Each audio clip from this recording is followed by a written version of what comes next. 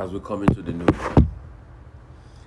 And if we do not tackle this thing I'm about to talk about, then we cannot move forward, or at some point, we'll continue to walk in a cul-de-sac. And when you're moving in the cul-de-sac, nothing goes forward, nothing comes back. You constantly wallow in a lot of problems, and you constantly wallow in a lot of disbelief. The title of my message today is Stop the Wickedness. We live in a country where wickedness reigns supreme as we speak. And we live in a world where wickedness has become the order of the day. Question is, why are people wicked? For various reasons. Number one, because of their past. People use being wicked as a way to settle scores of their past. Probably their childhood wasn't good enough, and the psychology behind their upbringing was bad. They never loved. Nobody loved them growing up. So a child that wasn't loved obviously will have problems with giving back love. Also, what they were taught. Some children are probably loved, some people were loved, but what they were taught was hatred. They were taught to look down at other people in society. They were taught that you must always cheat people to make your way to the top.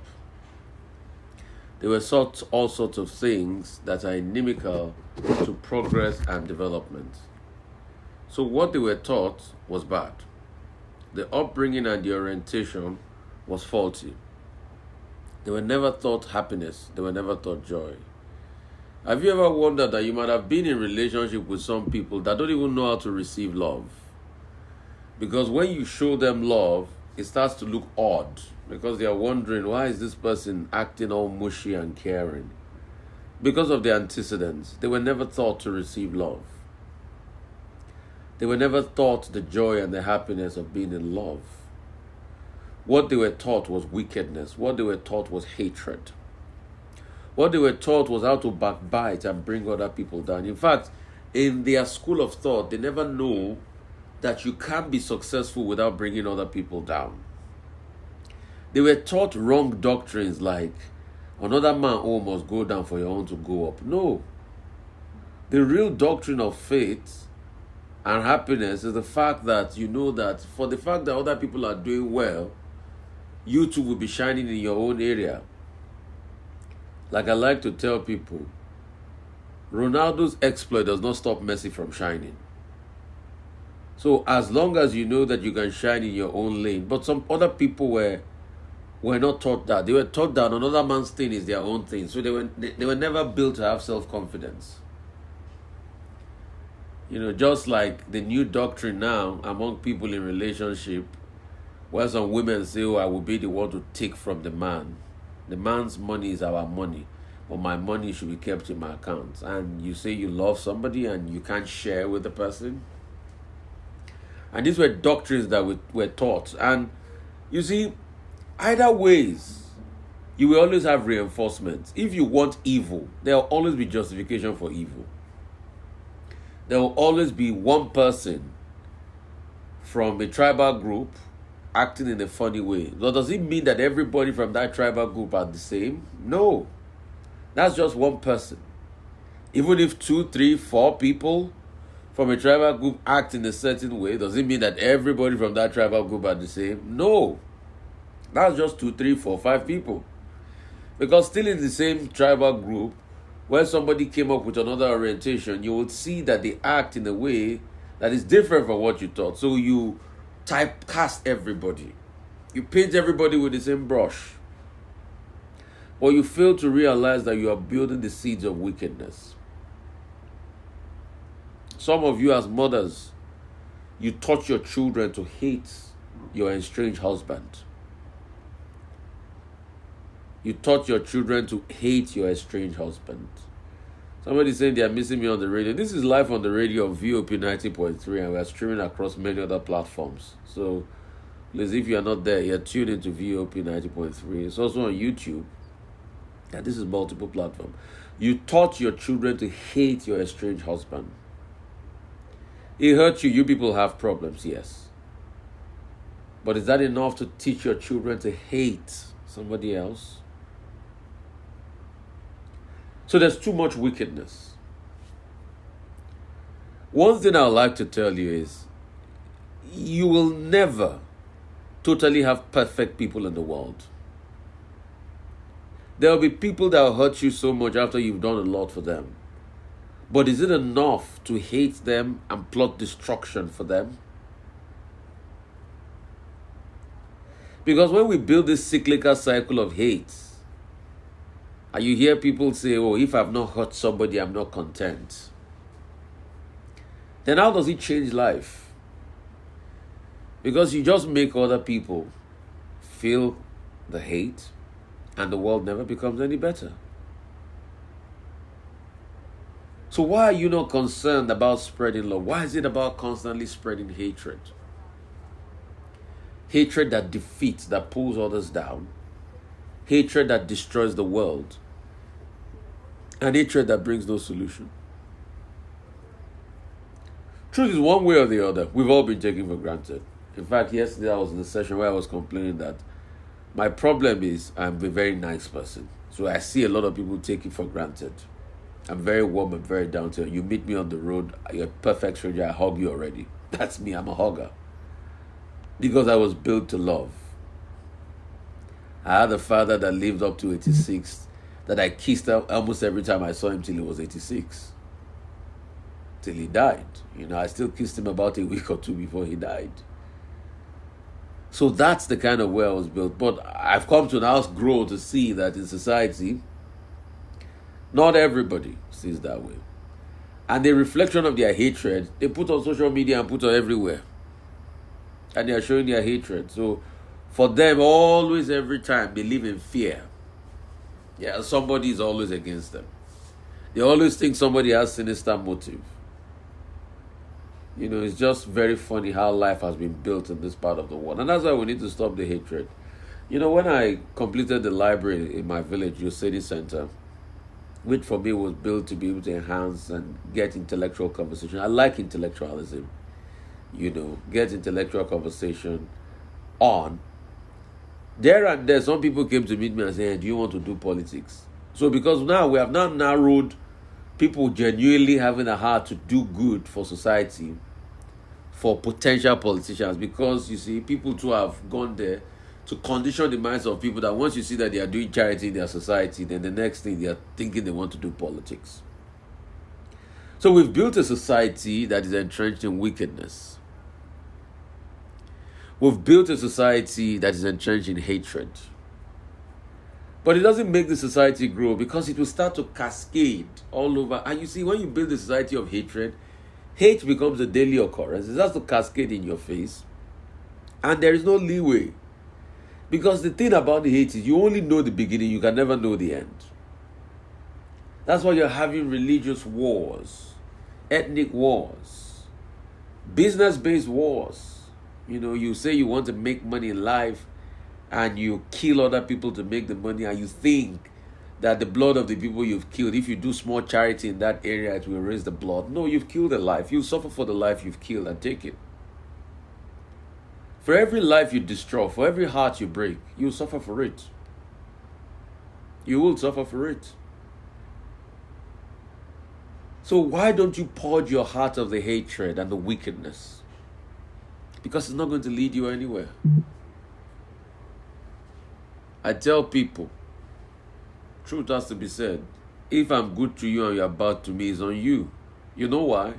Because the way I'm wired, I do good to every man. As long as I've done good, I've fulfilled my own obligation for God. If you now deceive me and cheat me on the good I've done to you, that's your problem. In the end, I am the victor. I am the one that will get the blessings for doing good. You are the one that will be left there and hanging. And you see, blessing must not even always come in monetary reward. It can come in any way, shape, or form. Blessing can come in impactation. Blessing can come in longevity. Blessing can come in good health. What's the essence of making all the money in an illicit way and you don't have the health to enjoy it? The Yorubas have a saying, Kodu kokpo kokpe oluwa lo nfuni. When something is sweet, when you enjoy the money sweetly, that means you used to affect life positively.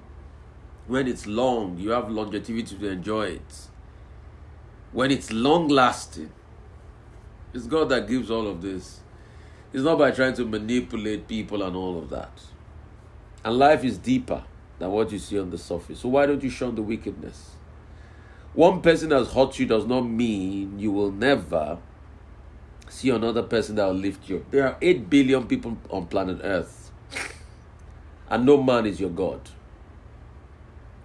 There was a brother that was telling me that, Rufai, this lady takes me for granted and everything. I said, you know what?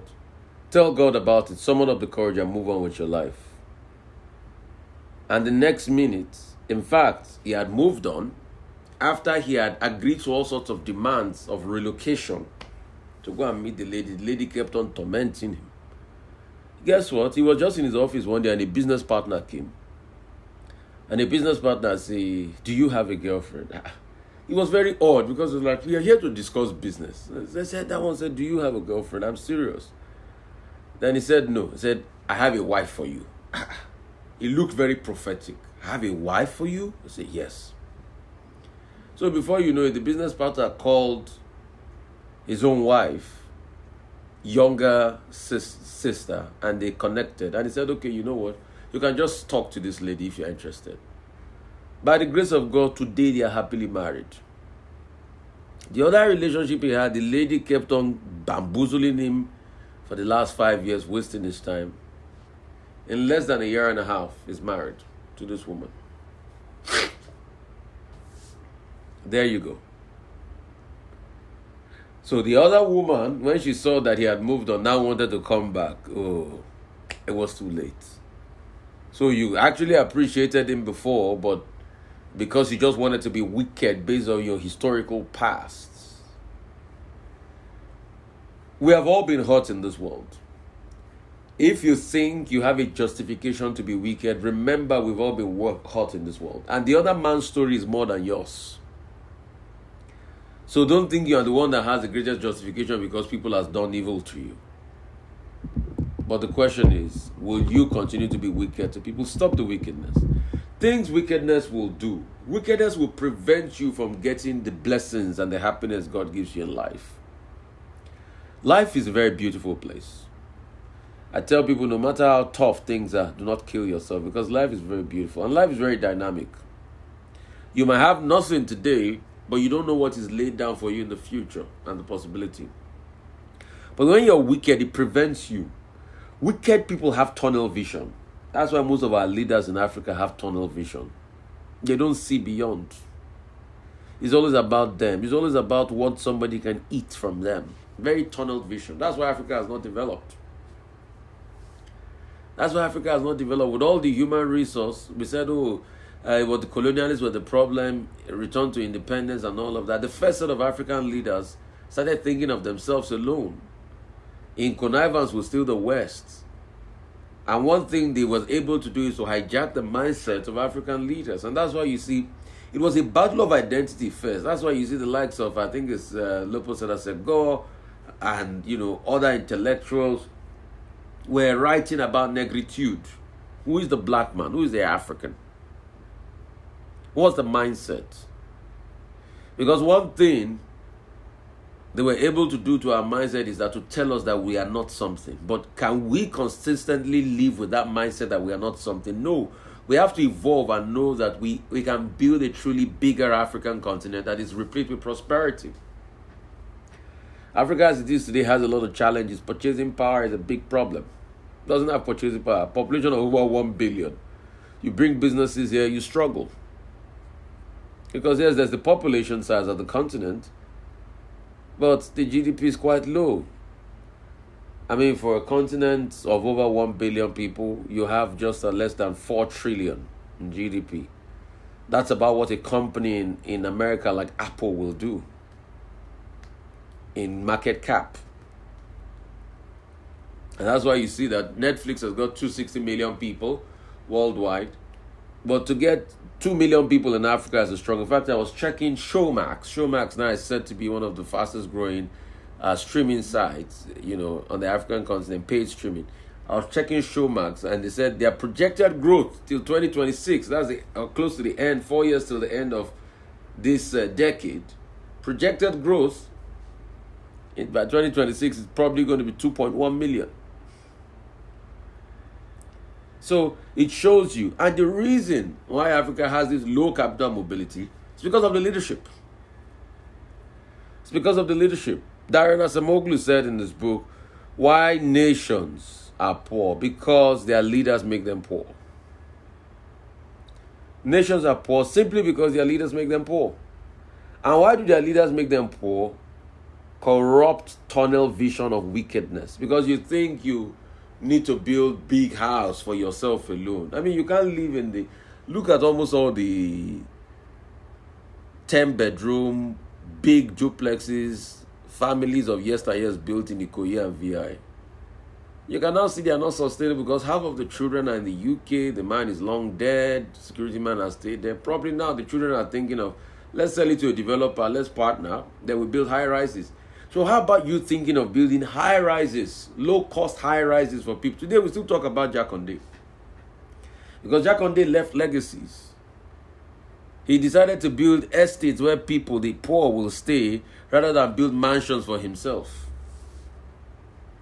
So why don't you decide to build high rises where people will be able to stay at affordable rates rather than building 10, 15 luxurious mansions for you? Because you see, the definition of luxury keeps changing. So if your wickedness does not open your eyes to know that, then you are a big problem.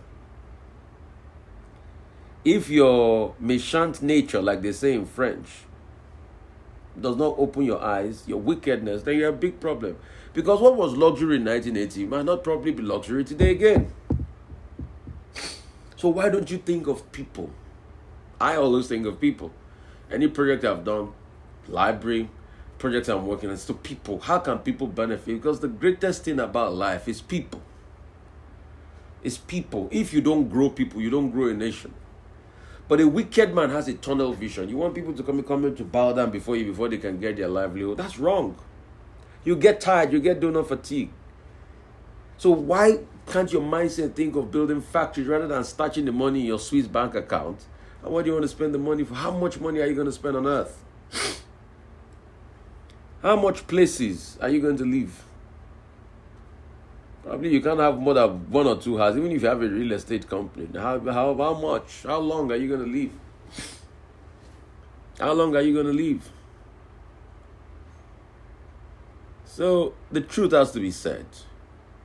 You need to talk to yourself. There's so much wickedness. And the wickedness not only permeates through the leadership, it permeates down. And that's what makes for a gory nature. I mean, somebody was talking about the crisis in Plateau, talking about many dynamics, ethno-religion. I mean, you kill people and you say you love God? God. That's the number one indication that you don't love God. Because God is love. He wouldn't make you kill people. But some people also talk about, the business angle to it. And I'm like, instead of you to use the business to be able to enhance people, but because you want to grab resources, you're ready to kill people. Oh, God. So there are many sides to this. But one thing you have to do, you have to stop the wickedness. You have to stop the wickedness. Another thing wickedness does, like I said, is preventing you from growth. Another thing, wickedness destroys society. Another thing wickedness does, it increases poverty. When people hoard opportunities to themselves because they want to be rich at the expense of others, then you increase poverty. What does poverty mean? Passing over opportunities regularly.